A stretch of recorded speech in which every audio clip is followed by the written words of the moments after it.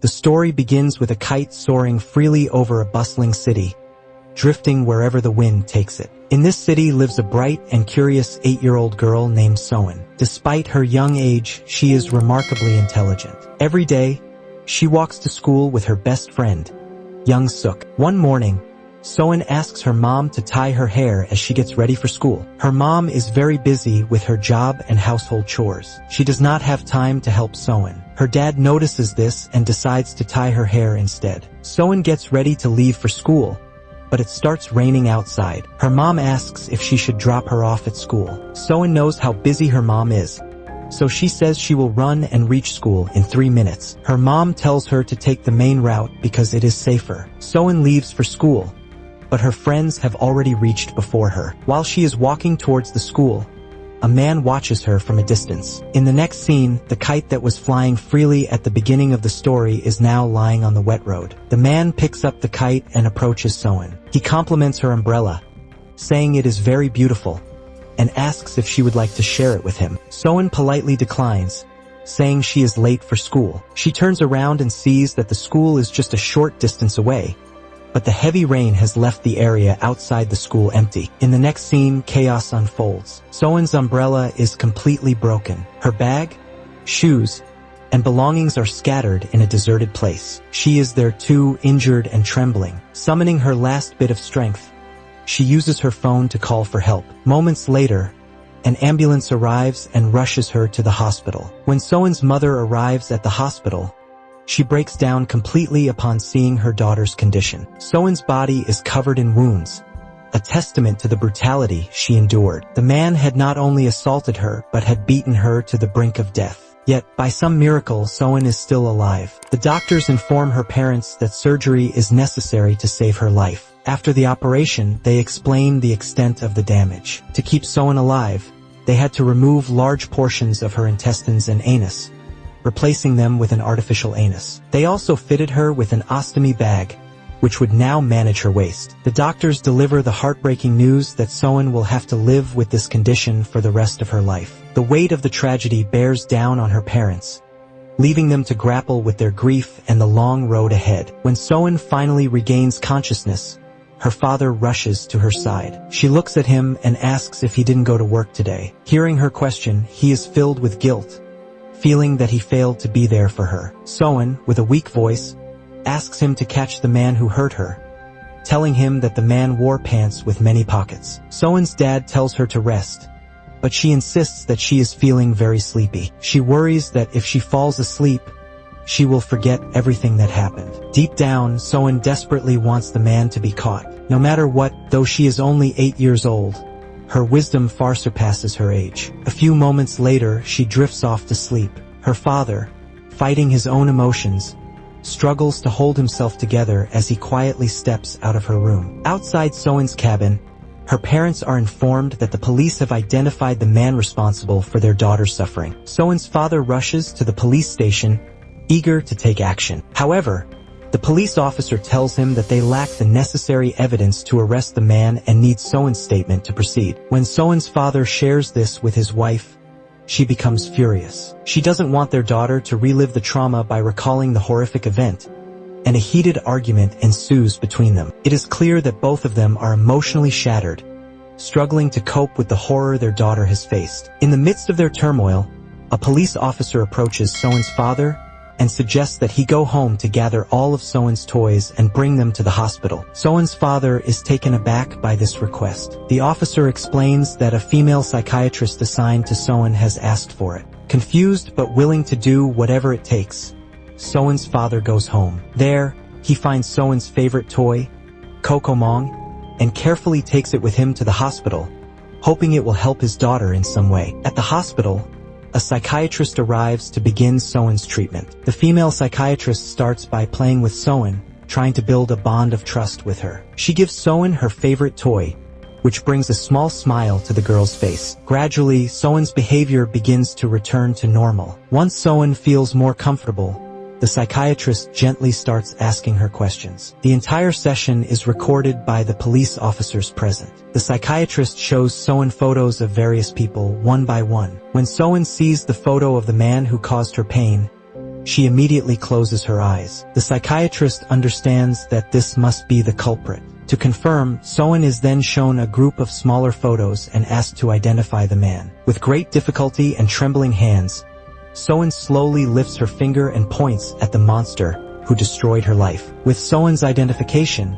the police finally have enough evidence to arrest the man responsible. Before leaving, the psychiatrist speaks with Soen's father. She explains that Soen needs time and support to heal both physically and mentally, and that her recovery will not be possible without the involvement of her family. Handing him her visiting card, she assures him that they can contact her anytime for help. However, Soen's mother overhears this conversation. Consumed by anger and frustration, she snatches the card and returns it to the psychiatrist, refusing any help. Meanwhile, the police successfully capture the rapist, and the news quickly spreads to the media. Reporters swarm the hospital to cover the incident. When Soen's father learns about this, he rushes to the hospital, determined to protect his daughter from the media frenzy. He knows how the press will sensationalize the tragedy, which could cause more harm to Soen. As the hospital staff prepares to shift Soen to another room, the reporters also follow. Realizing the situation is spiraling out of control,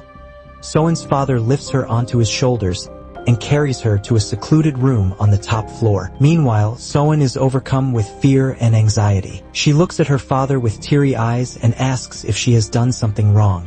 He gently reassures her that she has done nothing wrong and tries to calm her down. As he comforts her, the bag attached to Soen to collect her waste suddenly bursts, spilling its contents onto the bed. Her father quickly moves to clean up and replace the bag. When he opens her clothes to fix it, Soen suddenly gets a severe attack of post-traumatic stress disorder. The horrific memories of the assault flood her mind, and she becomes completely restless. At first, her father is confused and unable to understand what is happening, but as realization dawns, he steps back trembling with sorrow. His heart breaks into pieces knowing the scars left by that monster are far deeper than he could ever imagine. In the evening, when Soen's father visits her room again, she quickly covers herself with a cloth upon seeing him. Her reaction stops him in his tracks, but he gently tells her that her mom is unwell and won't be able to visit her for some time. He adds that she will soon have a little brother. Soen stays silent and doesn't respond to his words. Her father realizes that the incident from the morning has caused her to fear him as well. The thought breaks his heart,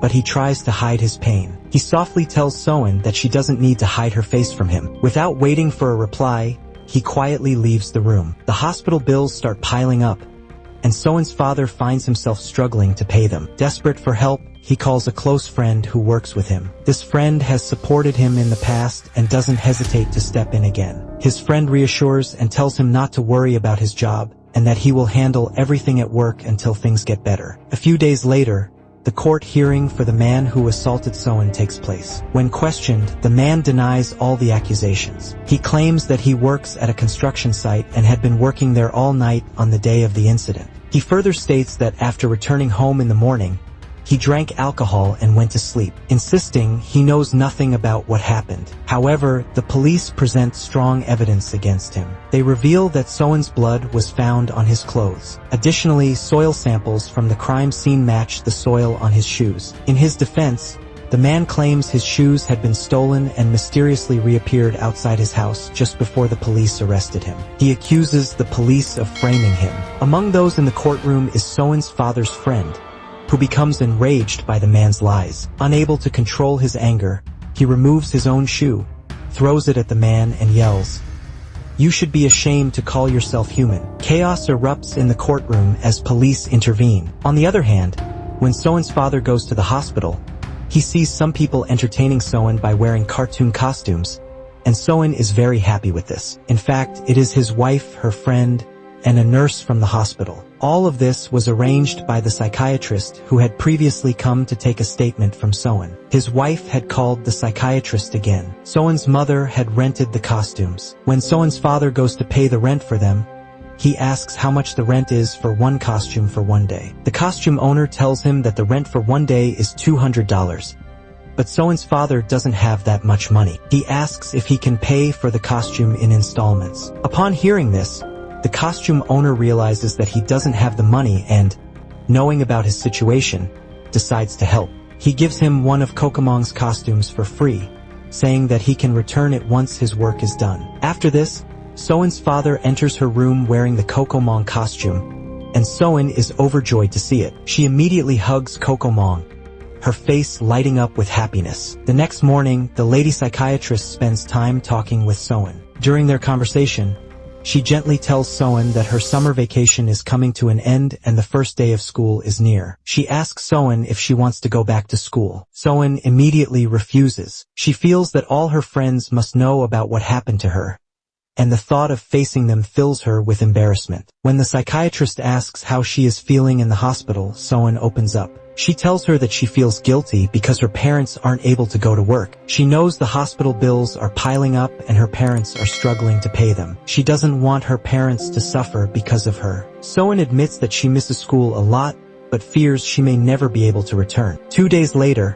Soen is discharged from the hospital. Her mother and father arrive to pick her up, but Soen still avoids looking at her father. As they drive away in the car, Soen's father puts a curtain between them to make her feel less scared. As they drive past the location where the incident occurred, Soen's health begins to deteriorate again. Sensing her distress, Soen's father immediately speeds up the car, quickly driving past the spot to avoid triggering her further. When they reach home, Soen gets out of the car and immediately starts vomiting.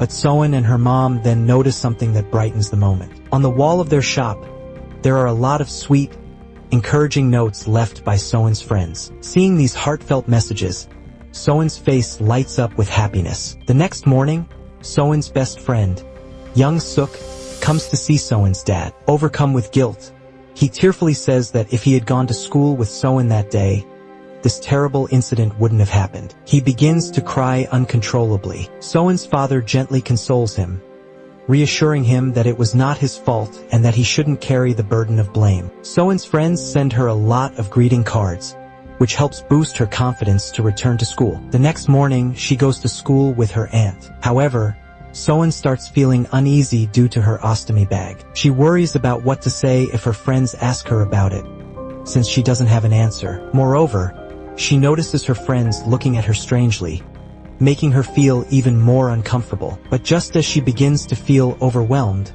her dad appears wearing the Kokomong costume. His presence lifts her spirits and gives her the confidence she needs. As the days pass, Soen's dad continues to follow her to school, always dressed in the Kokomong costume to make her feel less lonely. He also speaks to the school principal, requesting that Soen be kept a little away from the male teachers to ensure her comfort. To further ease Soen's anxiety, her dad buys her a waist bag and fills it with chocolates. This way, when her friends ask about her bag, she can confidently tell them that it's filled with treats. Soen's dad goes to great lengths to make sure she never feels embarrassed or out of place. The next day, when Soen is heading to school, her friends ask her what's in the bag around her waist. Soen confidently says that there are chocolates inside. She takes out some chocolates and shares them with her friends before continuing on her way to school with Young Suk. Throughout the journey, Soen's dad, still in the Kokomong costume, keeps her entertained and reassures her that her friend is with her. However, Soen soon realizes that her dad is inside the costume. She repeatedly tries to talk to Kokomong,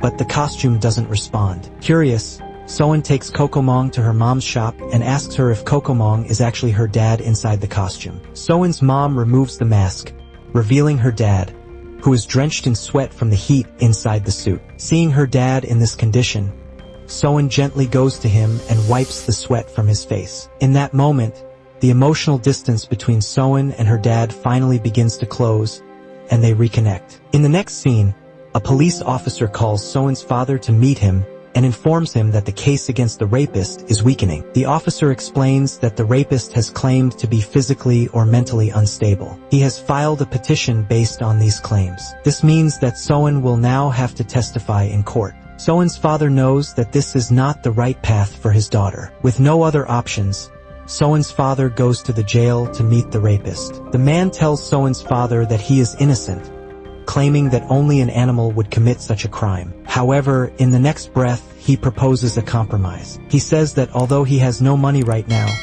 he will pay Soen's father as much as he wants once he is released from jail. Soen's father realizes from his words that the man remembers everything and is lying about his memory. The rapist then begins threatening Soen's father, saying that he will soon be out of jail and might repeat his actions. Soen's father is consumed with anger at the rapist's words, and in a fit of rage, he starts smashing the glass of the jail with a chair. In the next scene, we are shown the court where the rapist is presented once again. This time, Soen is also called to testify. She identifies the rapist, and the court declares him guilty. However, despite the heinous crime, the rapist is only sentenced to 12 years in prison. This decision infuriates everyone present in the courtroom, and Soen's father, in a fit of rage, moves forward to kill the rapist. But as he begins to approach the rapist, Soen steps forward and grabs her father, pleading with him to go home. Her father, overcome with emotion,